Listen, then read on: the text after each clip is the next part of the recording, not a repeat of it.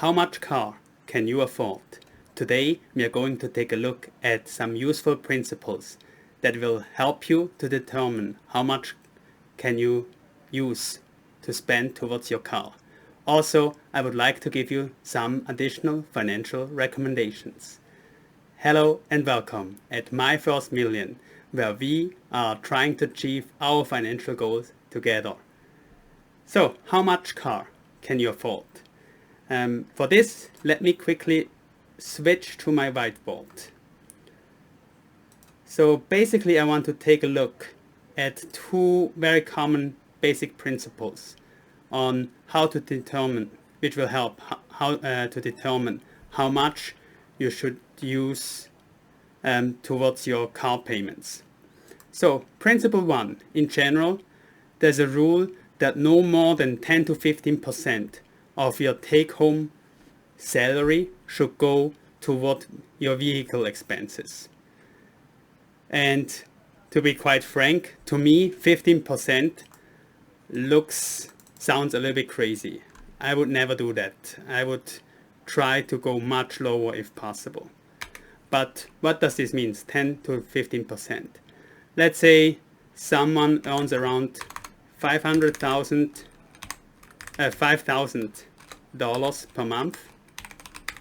So this person basically could spend around $500 to $750 per month on his vehicle expenses.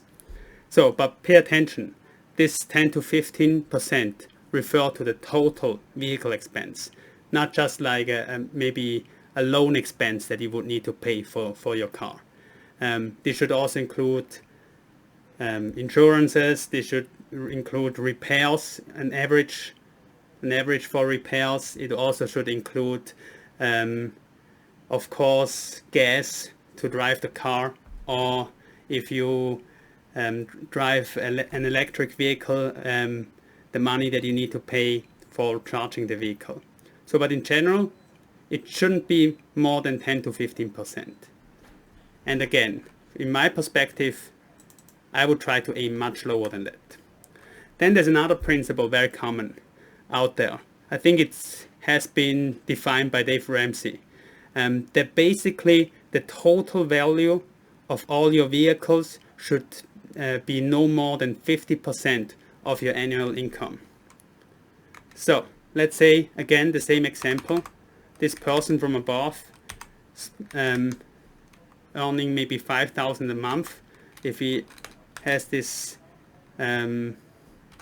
income for 12 months, so he gets $60,000 annually.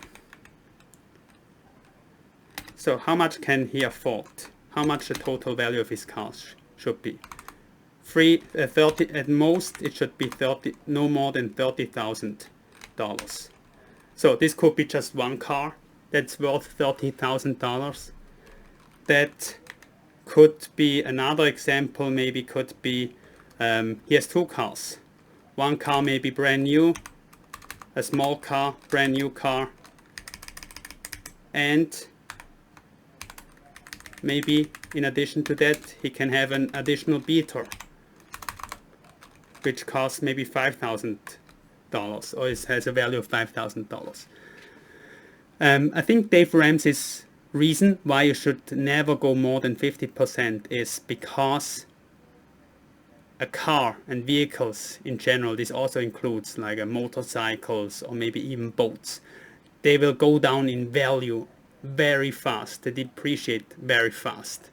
So, and of course you don't want to tie too much of your money into something that depreciates very, very fast, that loses its value very fast.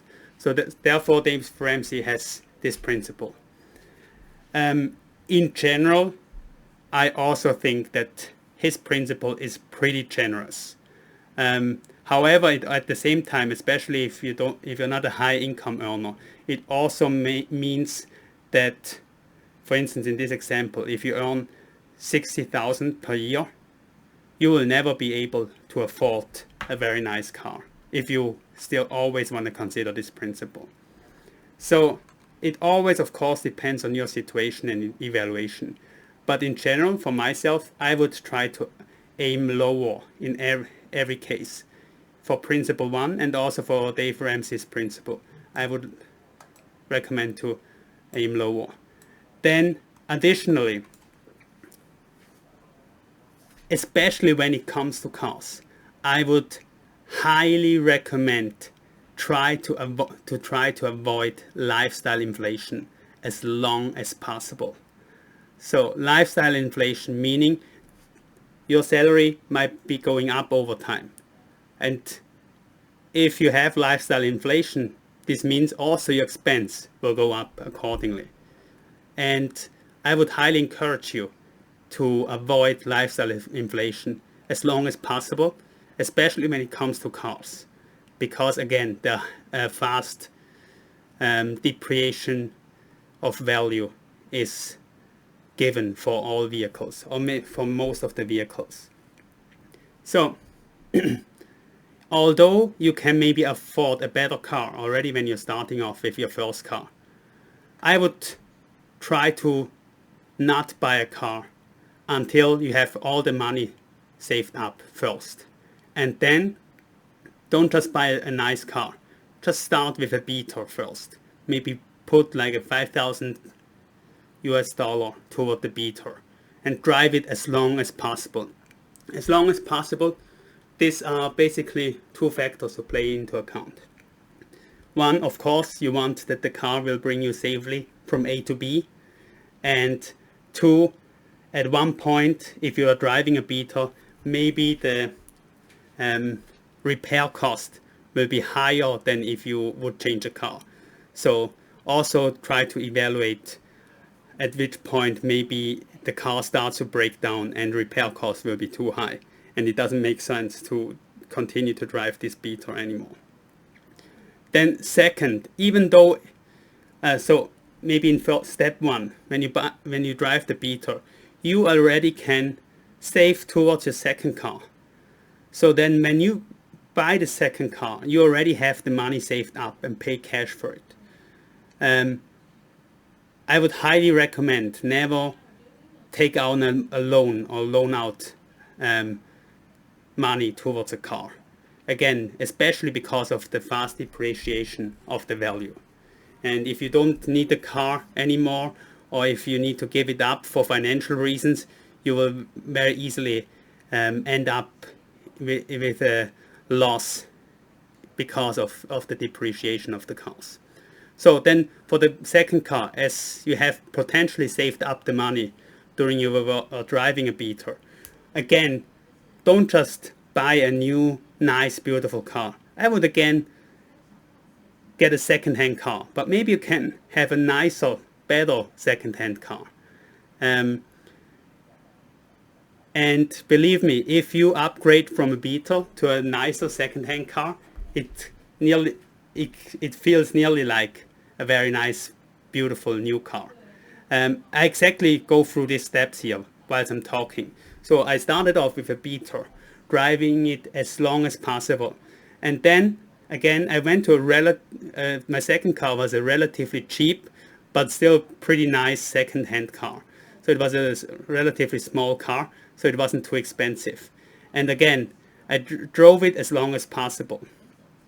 And then, when you're driving the second car, again, you can already continue saving towards your next car.